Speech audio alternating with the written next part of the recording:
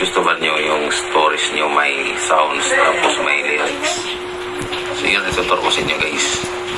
Para mas maganda naman yung mga ano natin, story natin na nilalagay natin sa ating cellphone tuwing may ilalagay tayo na gusto nating ilagay. So yun, turuan ko kayo kung paano. So let's go.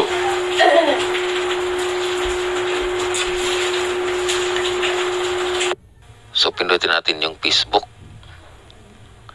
Then punta tayo dito sa story, add story. Ayan. At maghanap na tayo dito. So ito yung bibi ko.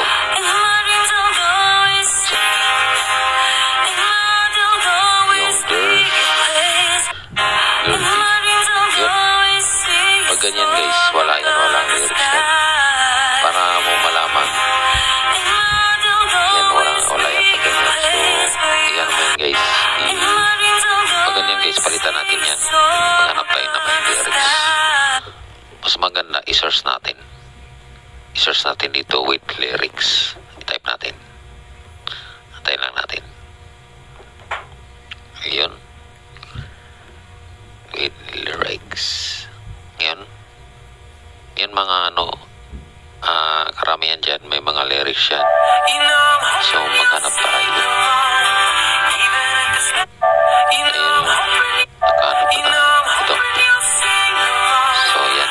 Yan natin. Ang may lyrics yan, nakita mo yung may mga number. Yan. Yan, may lyrics yan. So, ang gagawin mo na dyan, click mo yan dyan. Yan. May mga option dyan.